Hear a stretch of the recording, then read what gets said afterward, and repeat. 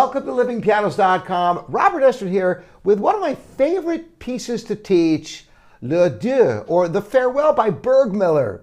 You know, years ago I did a whole set of tutorials on Burgmuller, which you can reference in the description of this video if you want to cover more of them. But this is actually the last piece of Burgmuller I usually teach from this collection, because I think it's about the most difficult one. This and Ballade are the more extended etudes of Burgmuller, and this is just a wonderful piece. And what I'm going to do for you is I'm going to go through and give you a complete tutorial of this piece, but first a performance so you can hear what this piece is about.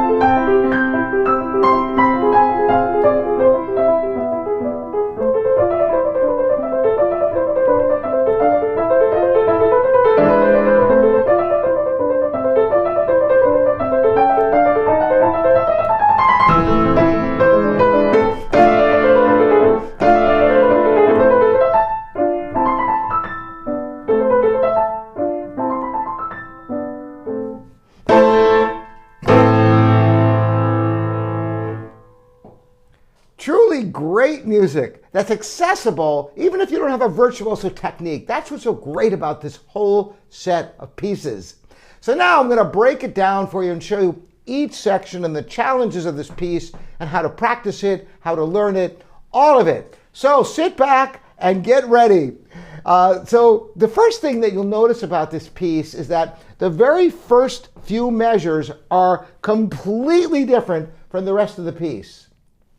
It's kind of a little bit of an introduction that has a melancholy, warmth tone to it that sets it up so that when the triplets start in the fifth measure, it's rousing. So you want to be very lyrical, but you don't want to be, really drastically under tempo, even though it sounds slower because you've got regular eighths instead of triple eighths. Now, the secret to this section is playing extremely legato, and as I've talked about so much, is when you have repeated notes, you want to change fingers to be able to get legato on repeated notes. So the very first little phrase of the right hand, just the first few notes, notice is a rise and a fall, which is typical for phrases. The rise and fall, which is the natural intonation of your speech when you're speaking. It's all related to the breath, which is, pervasive in your thinking, whether you realize it or not. Everything that you have in life is influenced from the fact that you're breathing all the time. And that rise and fall is life. And to bring life to your music, you want to have that rise and fall. And you want to change the fingers to maximize the legato. So changing the fingers on the E's.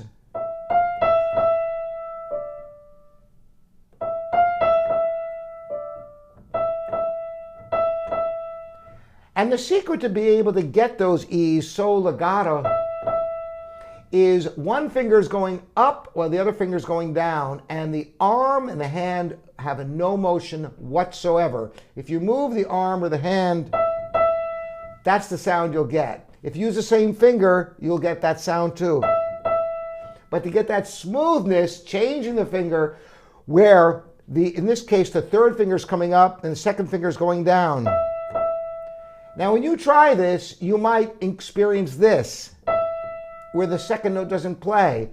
Remember to raise high the previous note. In this case, the third finger must raise up to allow the second finger to play.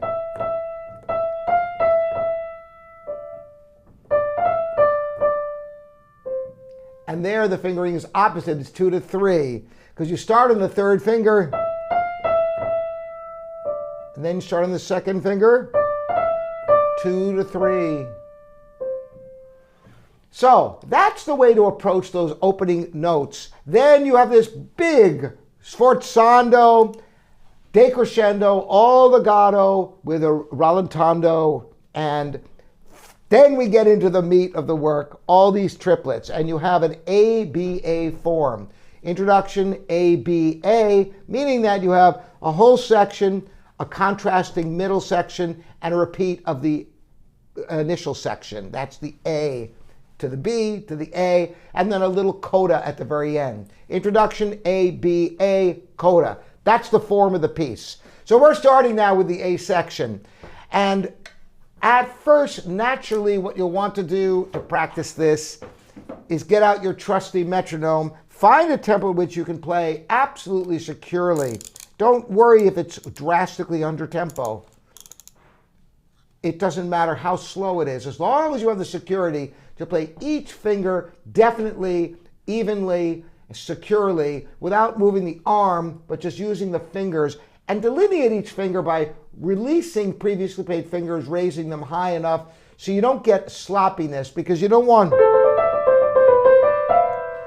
that later on. You don't want notes to be overlapping too much. So you want to practice the release of notes with slow raised fingers.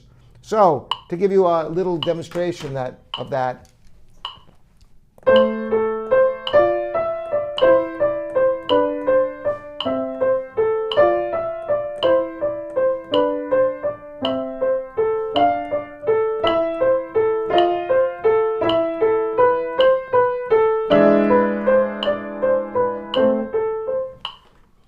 Notice also the paying attention to the accents, the slurs, the crescendos, all of it. That's from the very beginning. Now, any place in this piece, as in other pieces that you can reduce to chords, do so in the learning process.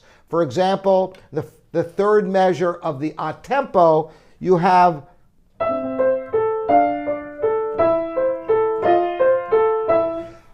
might as well learn that in chords first.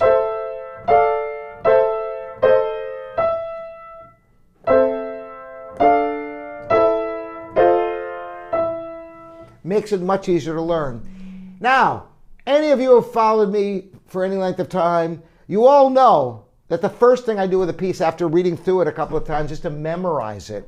Memorize first rather than at the end. It saves vast amounts of time. I have videos on this subject, which will be in the description as well. Why it saves vast amounts of time? Because you learn it absolutely correctly from the beginning by bit, tiny bits of music that you digest exactly right, so you never get into bad habits that you have to break later. It's much quicker, believe it or not. So I encourage all of you to read through this piece a couple of times and get right to work and memorize it first. You will save time, and I have the method for how to memorize music, which will be in the description for you.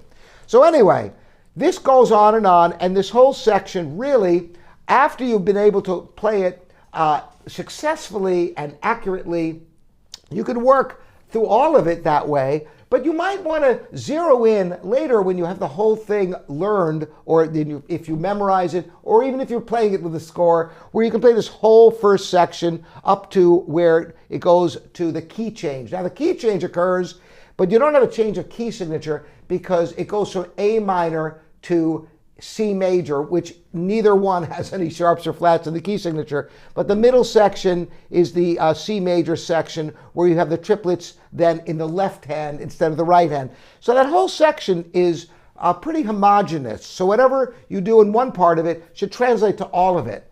Now, you can break it down to smaller sections when you're doing metronome speeds to try to increase the tempo, instead of trying to do the entire section one notch at a time, which would be a very tedious process. You could just do as little as what I just played, or you could do a bit more if you wanted to. But you one notch at a time, working it up, and as you gain speed, you lighten up and stay closer to the keys. Obviously, you're not going to raise fingers when you're playing it quickly. You stay closer to the keys and develop speed. Now, are there other practice techniques you can employ? Absolutely. You could do different rhythms, accents, you know, for example, accents on the first note of each triplet.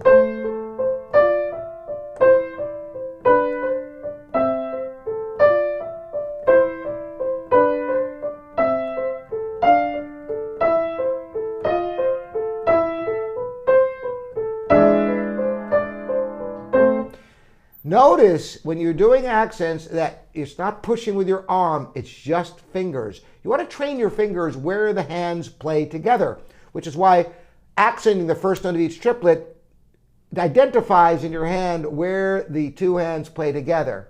You could also do rhythms like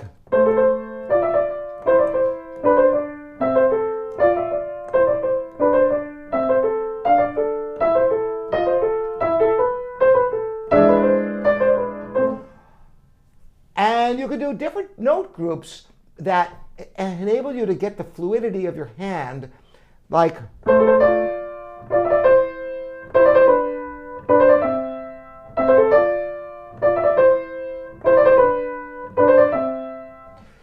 so different things that, and you can even do larger note groups.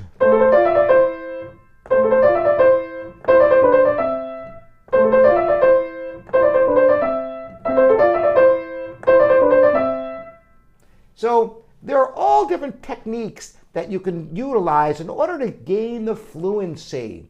Metronome speeds is one way to go one notch at a time, gaining security and being able to increase the tempo, and not to do the entire section with metronome speeds, but just take a section at a time. So it's not a tedious process, and you can really zero in getting the feeling of the fluidity in one section, which you'll find will translate to other sections once you achieve that. Then, as I said, accented notes, different groups of notes. Find what works for you. And once you start getting more and more notes that are fluent, then it starts to all come together. So the end of this, notice that I had kind of ferocious sforzandi and decrescendo at the end of that section before the key change. The way to achieve this sforzandi is by using the wrist. That's where it's appropriate to use the hand, not the arm. The arm is still too big for this, but the wrist can. Nice decrescendo at the end of the section, which brings us to the middle section, the B section of this etude. Here, the left hand is all broken chords, so once again, learn it in chords.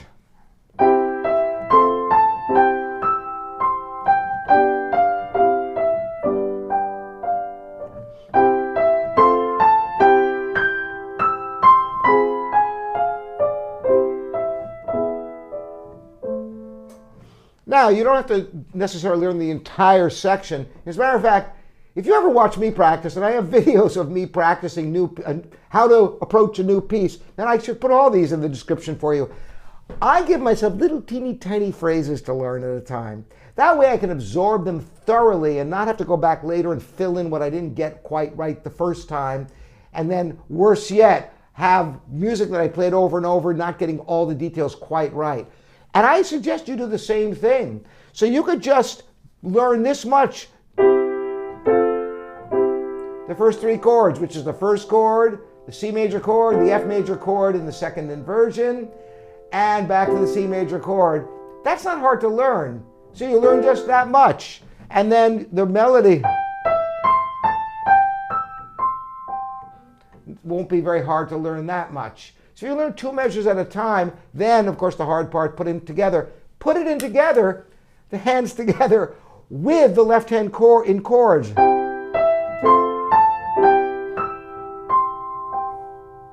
Then finally, play the left hand alone as written. Of course, you'll have to go more slowly at first, but it doesn't matter how slowly you go. Then finally, put the hands together with the left hand as written. The big challenge with this section is the fact that you've got so many notes in the left hand that are going to overpower the melody. If you played the two ends equal in volume, it would sound like this.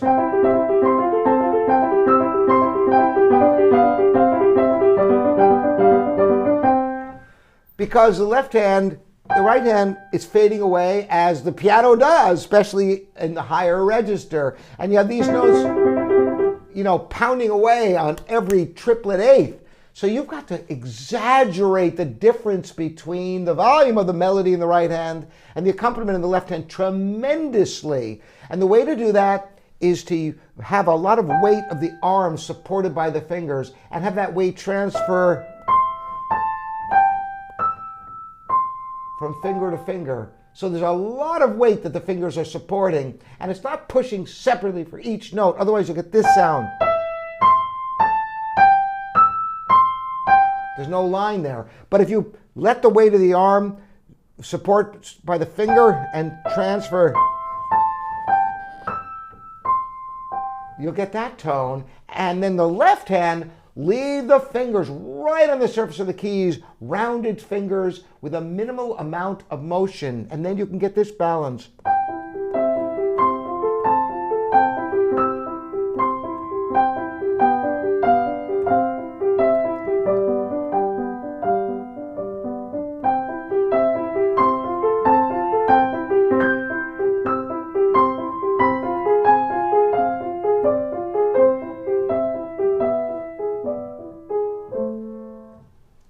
That's the sound you're after. Now, it's actually harder to get this kind of balance at this tempo than at a faster tempo, because the melody notes have to last longer than they do when you're playing faster,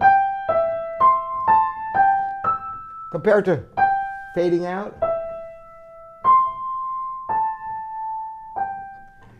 That's why it's always more difficult to balance the hands at a slower tempo, particularly when you have faster notes in the left hand than the right hand. The left hand notes reinforcing themselves as the slower right hand notes are fading away, and high notes don't last as long as low notes anyway.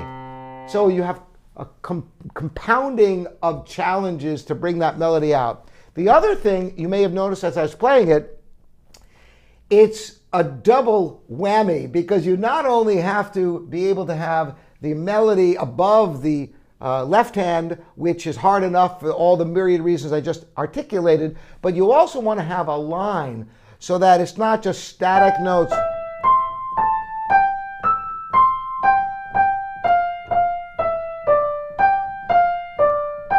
But there's a rise and a fall.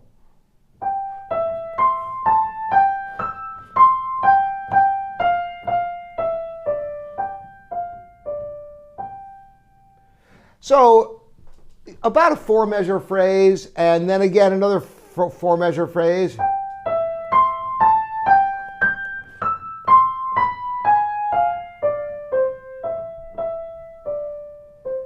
And again, change fingers for repeated notes to get smooth legato, that it doesn't break up the phrase, so you don't get this.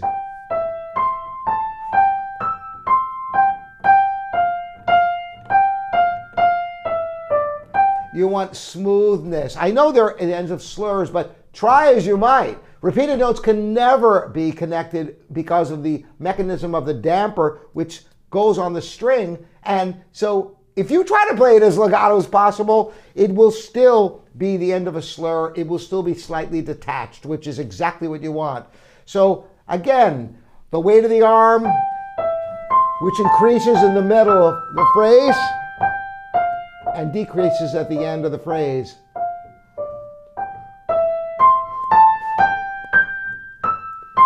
Much more sound than you imagine you would need to overcome.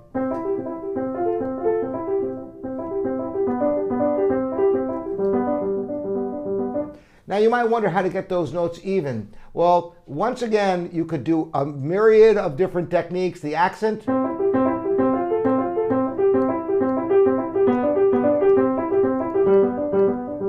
and you put that hands together, once again, it delineates which notes play together between the two hands.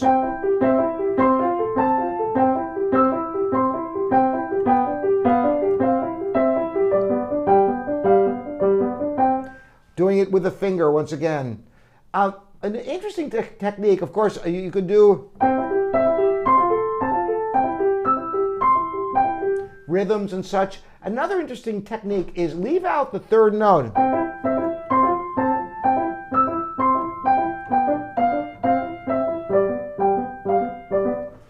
So all the techniques I described in the triplets at the beginning apply here. Different rhythms, different accents, different note groups. Or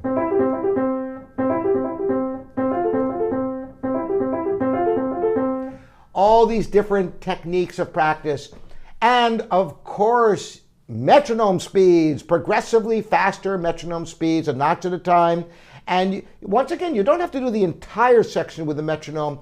Just be able to focus on maybe the first 4 measures with the metronome, doing metronome speeds. Then you can do the next 4 measures. Rather than do the whole big section with metronome speeds, you'll find a lot more progress is made because you can study the way your hands are working, the way the music sounds, and focus in. Which brings us finally to the coda. What do I mean by coda? There's an end section that is not like the introduction, it's not like the A section, it's not like the B section. It's new material. Right here, 6 measures from the end. Left hand, fingering, make sure you can play these thirds legato.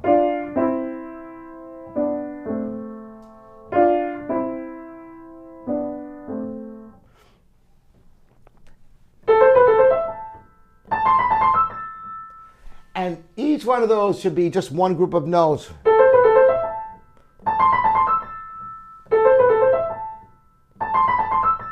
And you can practice once again note groups. Get over the whole chord. You can just play the first 4 notes being over the chord.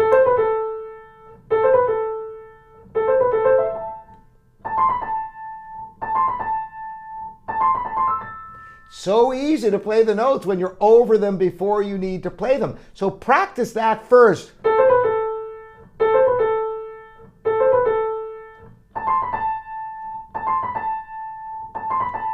If you can do that, then the passage is simple. And the last 2 chords, I like them forte. I think, instead of, I think a nice, that's personal expression, my interpretation. If you like it, take it, use it. Any other questions about Le Dieu, the farewell of Burgmuller, leave them in the comments here at livingpianos.com. We're your online piano store with lots of videos and, by the way, lots of pianos. Anybody needs pianos, free delivery anywhere in the country. Thanks so much for joining me, Robert Estrin. We'll see you next time.